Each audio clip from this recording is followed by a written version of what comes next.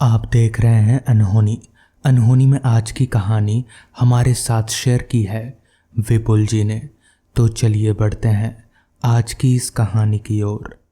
रात काफ़ी हो गई थी, जिस कारण बस स्टॉप पर दूर दूर तक हमें हमारे अलावा कोई इंसान तो दूर एक जानवर तलक भी दिखाई नहीं पड़ रहा था। हमें यानी आज किसी ज़रूरी काम से मैं और मेरा छोटा भाई हम दोनों शहर गए थे, लेकिन वो काम करते करते हमें इतना लेट हो गया कि हमें शहर से गांव आने के लिए रात वाली बस पकड़नी पड़ी। हमारे गांव से शहर बस से लगभग 1.5 घंटे की दूरी पर है।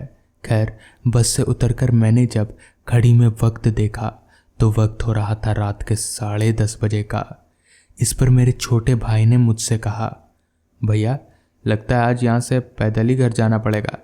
छोटे भाई की बात सुनकर मैंने कहा, हाँ छोटू, लगता तो वैसा ही है। इतना बोलकर हम दोनों पैदल घर की तरफ आगे बढ़ने लगे। बस स्टॉप से हमारा घर पैदल चलकर जाने में आधे घंटे का वक्त लगता है, तो हम जल्दी जल्दी घर की तरफ आगे बढ़ने लगे। रात काफ़ी हो गई थी, जिस कारण रास्ता घने अंधेरे में डूब गया था। ऊपर से पूरे रास्ते पर इतना सन्नाटा फैला हुआ था कि हमारे पैदल चलने की आवाज़ हमें साफ साफ मालूम पड़ रही थी। साथ ही साथ बीच बीच में आ रही रात कीड़ों की आवाज़ें उस माहौल को और भी ज़्यादा सुनसान बना रही थी।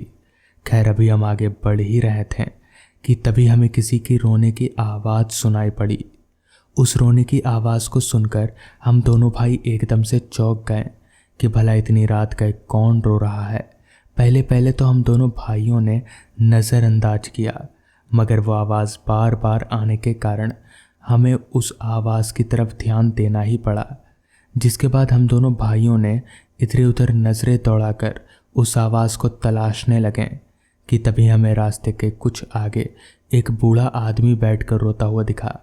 तो उस बूढ़ा आदमी को रोता हुआ देखकर हम उसके पास गए और उनसे कहा, चाचा आप रो क्यों रहे? हमारा इतने बोलते ही उस बूढ़े आदमी ने हमारी ओर देखा तो उसका चेहरा देखकर हम दोनों भाई ऊपर से लेकर नीचे तक कांपने लगे, क्योंकि उस बूढ़े आदमी का चेहरा पूरी तरह से कुचला हुआ था और उसकी आंखें गायब थी। ये देखकर हम समझ गए कि वो कोई इंसान नहीं बल्कि भूत है।